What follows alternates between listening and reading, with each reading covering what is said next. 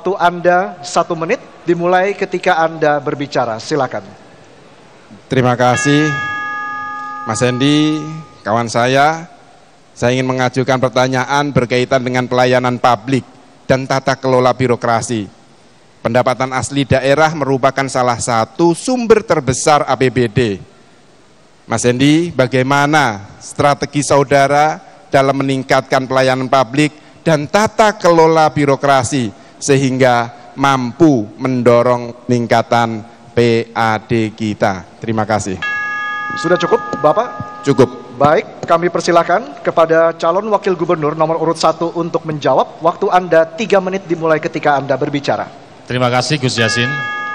Tata kelola pemerintahan dan kepemimpinan serta reformasi birokrasi di dalam pemerintahan hari ini adalah bukan sebuah pilihan, tapi kewajiban. Ini sebuah keharusan yang dilakukan oleh pemimpin modern, pemerintahan yang modern. Kenapa? Karena masyarakatnya sudah cerdas. Masyarakatnya semakin ingin mendapatkan pelayanan dengan cepat. Maka kami pernah terapkan, kami punya pengalaman bahwa untuk menjalankan itu kita memakai tools tambahan perlengkapan di mana digitalisasi bisa diterapkan untuk kemudian bisa membuat pelayanan publik bisa menjadi semakin cepat. Waktu itu kita buat namanya e-government di Kota Semarang 2013.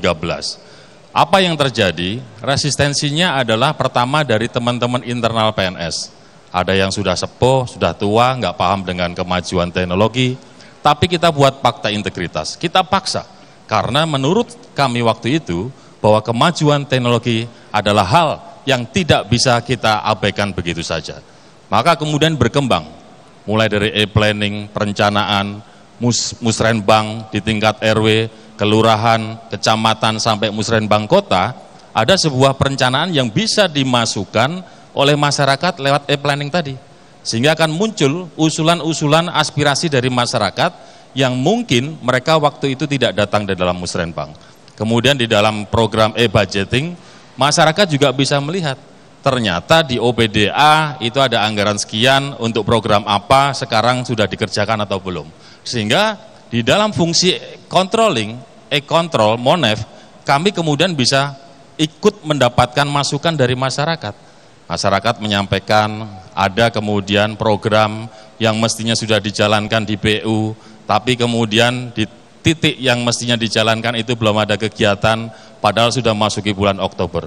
Kita tinggal memanggil PU. Nah, maka yang terjadi adalah muncullah efisiensi dan efektivitas. Dengan efisiensi dan efektivitas, maka kemudian kita bisa menambah belanja untuk hal-hal lain, termasuk kemudian mengurangi orang-orang yang terlibat di dalam pendapatan itu untuk bisa memunculkan potensi korupsi.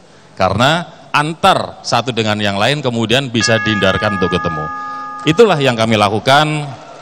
Saya yakin di pemerintah provinsi mungkin juga sudah melakukan itu zaman 5 tahun yang lalu antara Mas Ganjar dengan Gus Yassin, sehingga menurut saya nanti kalau kami yang terpilih tinggal kita tingkatkan saja. Terima kasih. Masih ada waktu Bapak, apakah ingin dimanfaatkan? Sudah cukup? Baik, selanjutnya mohon tenang, terima kasih. Selanjutnya kami persilahkan kepada calon wakil gubernur nomor urut 2 untuk menanggapi jawaban dari calon wakil gubernur nomor urut 1. Waktu Anda 2 menit dimulai ketika Anda berbicara, silakan. Terima kasih Mas Hendy. Bahwa yang saya pertanyakan itu bukan masalah e-planningnya, e-governmentnya, akan tetapi bagaimana pelayanan itu bisa meningkatkan PAD-nya. Yang ini belum dijawab oleh Mas Hendy.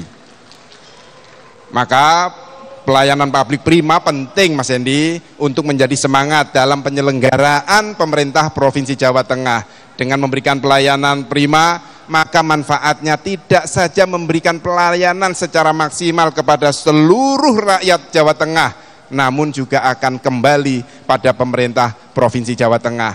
Tentu kami memiliki program integrasi semua aplikasi layanan. Di situ termasuk ada perizinan yang mudah, tidak akan bertemu antara ASN dengan investor dan memberikan pelayanan yang baik sehingga investor datang ke Jawa Tengah berbondong-bondong. Itulah yang kami maksud untuk meningkatkan PAD Jawa Tengah. Ditambah lagi Mas, kami juga meningkatkan kenyamanan kantor pelayanan termasuk kantor Samsat kita. Kita buat layak kantor seperti kantor perbankan.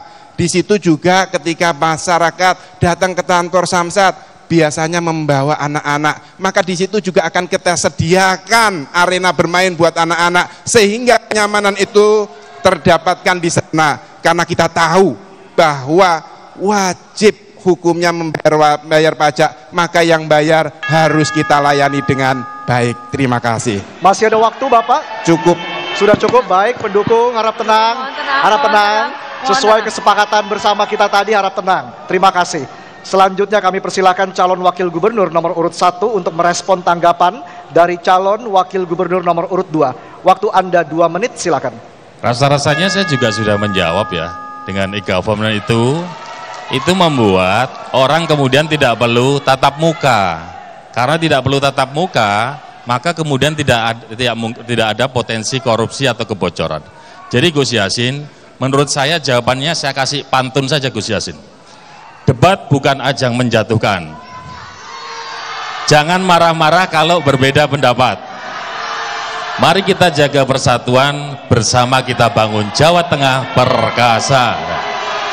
Jadi apa yang disampaikan Gus Yassin bagus, tapi kami kan juga punya pandangan untuk membuat Jawa Tengah lebih bagus. Jadi nggak perlu kita kemudian harus bermarah-marahan gitu ya Gus ya. Terima kasih, matur nuwun. Assalamualaikum. Masih ada waktu Bapak, apakah ini dimanfaatkan? Sudah cukup? Baik, kami persilakan untuk kembali ke podiumnya masing-masing. Iya. Baik, kita berikan tepuk tangan yang paling meriah untuk kedua pasangan calon gubernur dan calon wakil gubernur Jawa Tengah tahun 2024. Oke, saya mulai dari para pendukung paslon nomor 1. Mana suaranya? Baik.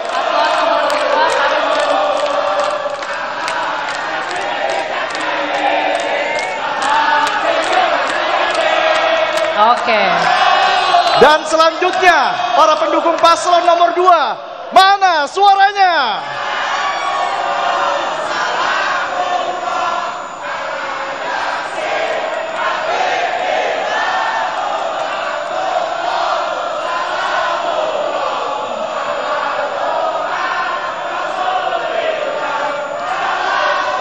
Baik, hadirin dan pemirsa, sesi bertanya, menjawab, menanggapi, dan merespon antar calon wakil gubernur telah selesai. Kami akan kembali di segmen berikutnya dengan pernyataan penutup atau closing statement dari masing-masing pasangan calon gubernur dan wakil gubernur. Tetaplah di debat.